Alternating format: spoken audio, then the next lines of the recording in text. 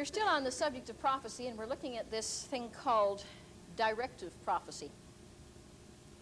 I don't too often quote other people, not because I don't believe they have something that is very important, or because I believe that their words are anointed of God or their ministries are anointed of God. I like to teach people on the basis that we need to be independent as we walk before God, and to get the mind of God for ourselves and to hear His voice for ourselves, and not to, let's say, completely lean on other people's ministries. But there is a book which I read one time that it stood out a great deal in my mind. I was really thrilled with it because it said really in essence what I would have wanted to say myself regarding directive prophecy. And I'm going to quote from this book, and I don't think the author of it would mind because he's a very well-known person. The book is called Yes, Lord by Harold Bredesen. And he writes in his book that the founder of the church that he had gone to had ruled it through prophecies, some of which he had inwardly questioned, but only inwardly, as he did not want to be considered unspiritual and rebellious towards God. As he listened to these prophecies, he said, I began to have more and more doubts about them, and I didn't want to be disruptive or go against Scripture. Yet somehow I didn't feel right about them. I thought that maybe I was just too unsurrendered and spiritually blind. I doubted and refused to doubt at the same time until I felt absolutely torn apart inside. One of the prophecies specifically directed that we should rent a store building and have a nursery for the children of blind parents. After we leased the store and fixed it up, the city wouldn't give us a permit. In other words, our prophecy had got God completely unawares. The project had taken $400 that actually went down the drain. I would have backed out right then, but I said to Steve, who had given so much, I feel rotten about the way your money's being used. In fact, I feel responsible. Aren't you upset? Not at all. God told me to give that money, and whatever happens to it is not my responsibility. Well, let me put my own 2 cents worth in there, if you don't mind. I feel indeed when people give gifts to the work of God, it should be used intelligently and responsibly. I do not believe that money that's given we should buy bubble gum with it and paste it on the sidewalks and throw it down the drain. Thank you very much. Then Ralph began to prophesy in an evening meeting. I tried to be open to his words, but in a few moments my openness turned to alarm. We were being told to open a branch of the Gospel Association for the Blind in Canada. Even the city was named, Fredericton, New Brunswick. Also, we were to open a mission close by Fredericton in a place called Geary. And at the end of the prophecy, everyone began praising the Lord that he had spoken so directly. Ralph said, friends, I feel that the Lord would have George and Ann Wheeler and Harold Bredesen meet this new challenge. Oh, no, my heart cried out in rejection of this plan. Could any man prophesy so accurately for another? What's more, if I left New York, I'd have to leave Foreign Trade Corporation, in which I had invested so much time and money. Well, as the story goes on in his book, he says that more followed on as people hung on every word. It became very burdensome. And of course, every utterance and every word that was said from that point on was being used to prop up the speaker's own authority. He came to the conclusion that there was not enough judging of prophecy, and as a result of it, he had gone to this place because of the directive prophecy. He went, even though he felt he shouldn't go, and of course the whole thing fizzled out. But from that time on, direct oral prophecy had been discontinued. So I'm hoping that we can understand the difference between giving a directive prophecy which is born of God and a directive prophecy which is doing nothing but trying to build up our own ideas of what a person should do and where they should go. I think we can fall into great error on this. Now, one thing that we are going to start to do now is go into the subject of what is a prophet? What is a prophet? We say, well, we've been talking about prophecy, the gift of prophecy, but we're now going to look at altogether something different, because there is a body ministry called a prophet. It can not only be an office, but it can also be a person. I'm going to just ask you a question or two. And what I'd like you to do is just think about it for a moment or two. We're going to picture a prophet. And we're going to picture a number of different things. But first of all, in your mind's eye, just in your mind's eye now, I want you to picture a chair. Picture an ordinary, everyday chair or any kind of a chair. And I guess I would like to ask you what kind of a chair you see, but maybe under the circumstances, I'll just kind of give some ideas of what your ideas may be. Are any of you picturing a chair that has a high back, an old-fashioned type chair? So you're picturing one like that? Okay, what color is the chair? Brown? All right. Is it a rocking chair or just an ordinary? It's a rocking chair, okay? Now, I'd like us all to picture a car. Some of you fellows would like to picture a car. What are you picturing, a Cadillac? What kind of a car are you picturing? A Mercedes, right? What color is it? It's a green one. What year is it? It's an 81. Well, all right. Now, you see, he's picturing a car in his mind. Now, we're also going to picture girls, a fella up on a diving board. He's in trunks. And is he getting ready to dive into the water with a nice swan dive? Or is he standing up on the board, jumping up and down, acting silly? Or is he just jumping into the water? What color trunks has he got on? Tell me, what do you see? He's trying to make up... He's trying to make up his mind whether he should go in the water, and he's got blue trunks on. You know, every time I see a man up on a diving board, I picture him short, bald, fat, and wearing bikini trunks.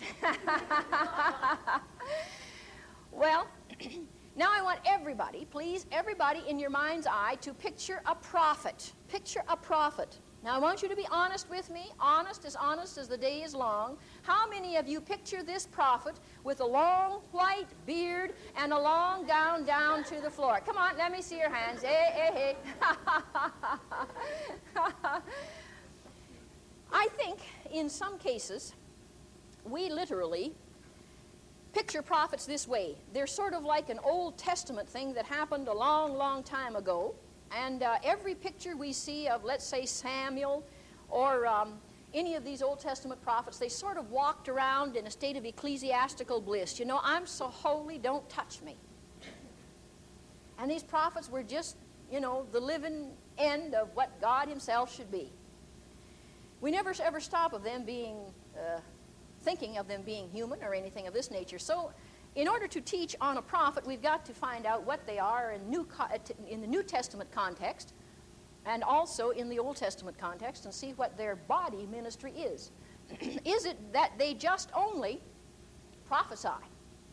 Well, we're going to show you during the course of our study that there are two aspects to a prophet.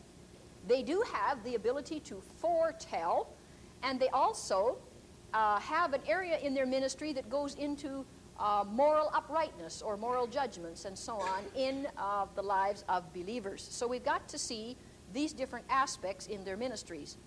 And therefore, we're going to be able to pick apart the gift of prophecy, which is one of the 9 gifts of the Spirit, as well as the body ministry of a prophet. Now, sometimes I think people use this terminology as their source, again, of guidance. The Bible does not say, as many as are led by the prophets, they are the sons of God. The Bible says that they that are led by the Spirit, they are the sons of God. So we don't want to look to prophets for our guidance. We want to look to the Spirit of God for our guidance. The Scriptures in the New Testament do definitely speak of the place of a body ministry of a prophet.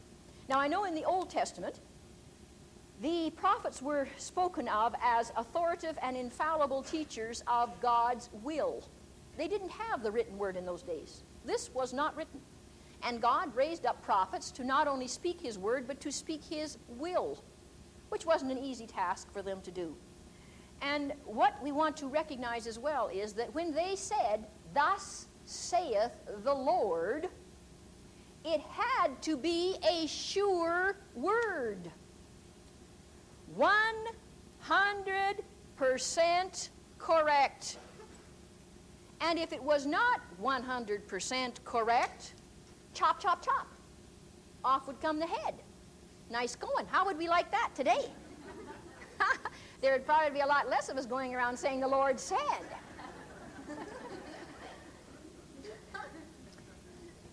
But there is another aspect, too, of this. And there are many people who are afraid to say the Lord said because they don't want to desecrate what God would say, and they're afraid to say this. Many people as well don't want to speak with authority because they're not quite too sure what the word does say. But if someone else has said it, who is in knowledgeable field and who has qualifications in the religious world, then they can be free to say it. So most, or some, not most, pardon me, some churches or some people in the churches who once said, "Thus saith the Lord," are now coming to the place where they say most theologians agree. Sometimes they're afraid to come right out and commit themselves to say, well, the Lord says. So what we are wanting to establish in our teaching on this is to bring out the importance that when we do say a word from God and we say the Lord says, we can rest assured indeed that it would be a word from God. And I think maybe many people are afraid to say things like this because they don't want to err. I'm going to go back into a couple portions of Scripture in the New Testament. One is found in 1 Corinthians 12, verses 27 and 28. Now, you are the body of Christ and members in particular. And God hath set some in the church. First, apostles. Secondarily, prophets.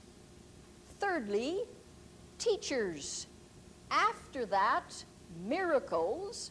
Then gifts of healing, helps, government, diversities of tongues. Now, I know there's more verses that go beyond that. I'm just primarily looking here at the body rather than going into discussion of the part that follows, are all apostles, are all prophets, are all teachers, etc. Then if we will turn to Ephesians chapter 4, and we'll see here something else which teaches us on the body ministry. Verses 11 and 12. And he gave some apostles, and some prophets, and some evangelists, and some pastors, and some teachers, for the perfecting of the saints, for the work of the ministry, for the edifying of the body of Christ. I personally like the Phillips version of the Bible where it comes to this portion of Scripture. They call it here the case of the misplaced comma.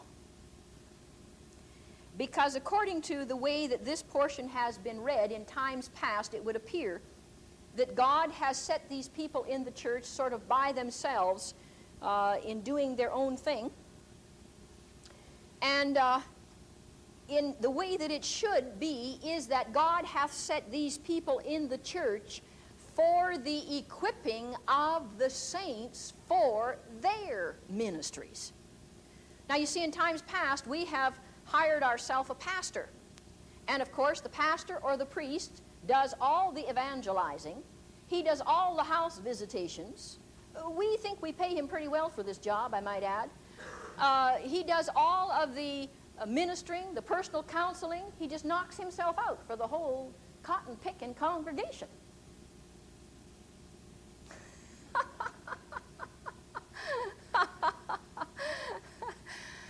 And the way I sees it is this. You know, like, Paul, he was a Westerner. I reckon that the sufferings of this here present world, I reckon that we had a wrong idea of what goes on in the body of Christ. You see, in essence, the pastor, the prophet, the teacher, and the evangelist, and so on, are put in the body to equip the saints for their ministries. And teachers are supposed to teach other people to evangelize, to teach other people to teach, to raise up new pastors, to raise up new prophets. Pastors are supposed to oversee the flock and, yes, care for the flock and see that all of these things are working together to keep the flock in a nice fold, keeping the sheep being at peace and not going around with their horns bunting each other all the time. And instead of us sitting in the sidelines and sitting down in the congregation and in the pews watching the preacher doing his orchestral arrangement all by himself, we are supposed to be part of the orchestra.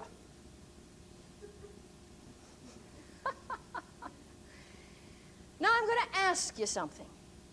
I don't expect you to answer it out loud, but think about it. What place are you in the body of Christ? Well, I don't know. I just don't know what I am. I mean, I know that I'm not a pastor. Well, I'd like to ask you, what is your terminology of a pastor? Well, I'm not a prophet. Oh, heavens, no, I'm not a prophet. Because, I mean, after all, I don't go around with a long beard. Besides, you ladies would look not too good in a long beard. And I don't wear a long gown all the time, so I couldn't be a prophet. And an evangelist, forget it. I don't even know how to talk to one soul about the Lord. What place are you in the body of Christ? And I would guarantee you that most people sitting in the average pew today doesn't know what their place is in the body of Christ.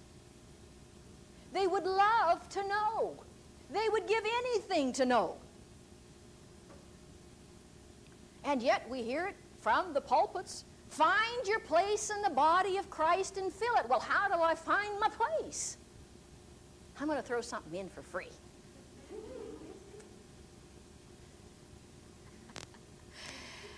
I will guarantee you this. And if it doesn't come to pass, I'll eat my shirt. I will take bite for bite out of every hunk of hair in my head. I will do anything to prove to you that what I'm saying is correct. If you will begin to exercise the gifts of the Spirit, every one of them, you will find your place in the body of Christ. You can't help but find it. And I'll tell you why. Certain places in the body of Christ excel in certain areas more than others. The body ministry of a prophet excels in the gift of the word of knowledge, the gift of the word of wisdom, and the gift of prophecy. Now, when I said excel, that means better at or surpassing, right? Those who have healing ministries surpass or excel in the power gifts of the Spirit. The gift of faith, the gift of healing, and the gift of performing of miracles. A pastor, God bless these priests and pastors, I'll tell you, they've got to have the wisdom of Solomon to know how to handle a flock of people. And they need to excel not only in the gift of the word of wisdom, but that's one of the ones that they need to excel in the most. But by the same token, they have to be sort of rounded out in most all of them. Now, in the case of Timothy, as we've already discussed, he excelled in the gift of the discerning of spirits and the gift of faith, because that was what was needed in that pastorate at that time after Paul left the pulpit. And we can go on in naming these different body ministries. But I will guarantee you that if you will start